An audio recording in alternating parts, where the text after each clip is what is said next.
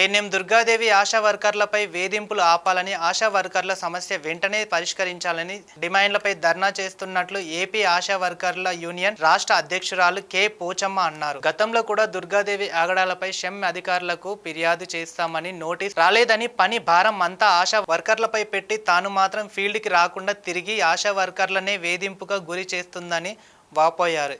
అయితే సమస్యల్లో వచ్చిందల్లా మా ముందుకండి. అయితే ఏఎన్ఎం గారు ప్రతి విషయంలో మమ్మల్ని దుర్భాషలాడడం, ఏ మాట మాట్లాడినా కానీ మీరు ఉద్యోగాలు పనికిరారు, మీరు డబ్బులు తేవడానికి తప్ప ఇంకా దేనికి మీరు పనికిరారు, మీరు ఎంతసేపు మీరు షో చేసుకుంటా ఏరియాలో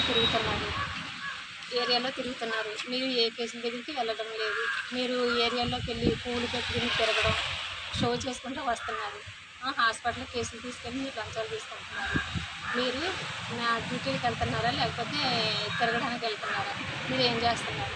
ఎన్సీపీ పార్టీ కూడా ఆవిడ పిలిచేది. ఎన్సీపీ పార్టీ కూడా గర్భిణీ స్త్రీకి మేమే పూర్తి చేస్తాం, వ్యాక్సిన్కి అందరినీ పిలుచుకుని వస్తాం.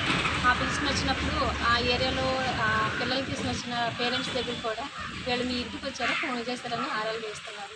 వాళ్ళ ఆశా వర్కర్ వచ్చిందని చెప్తే ఇప్పుడు వచ్చారు, పొద్దుట వచ్చారా, 2 రోజుల ముందు వచ్చారని కూడా ఆరాలు వేస్తున్నారు. అలాగా ఆరాలు తీయడం అండి, వాళ్ళు ఎదురుకున్న మమ్మల్ని అవమానపరచడం చాలా బాధాకరంగా ఉంటుందండి. మీరు ఉద్యోగాలు చేయడానికి పనికిరారు, కోసులు పెట్టుకుని మొక్కలు గింజలు పోసుకుని వెళ్ళండి అంటున్నారు. మీరు కొట్లాట జరగడం అలవాటే కదా నాకు. అలాగే నాకు పెద్ద ఆపరేషన్ ఒకటి అయిందండి. అయితే నాకు డాక్టర్ గారు 2 నెలలు సెలవు ఇచ్చారు. అయినా పిహెచ్ఎం మేడం గారు కూడా ఇచ్చారు. అయినా కానీ ఏఎన్ఎం గారు అయితే నాకు నెల 8 రోజులు ఇచ్చారండి.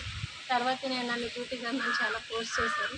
అలాగే నేను కుట్లు నిప్పుకున్నా కానీ నేను పట్టు చేతి పట్టుకుని వెళ్ళేదాన్ని, పక్కదాన్ని నడుచుకుంటూ వెళ్ళేదాన్ని. ఒక రోజు పిహెచ్సికి కూడా వెళ్ళి అర్జెంట్గా వెళ్ళి రిపోర్ట్ ఇయ్యానంటే అదే నిప్పులతో నేను పిహెచ్సికి నడవని ఒక్కదాన్ని నడుచుకుంటూ వచ్చానండి. అయితే ఇక్కడ డాక్టర్ గారు మేడం గారు కూడా నువ్వు ఎందుకు వచ్చామంటే ఏఎన్ఎం గారు మీకు రిపోర్ట్ ఇవ్వమన్నారని చెప్పానండి.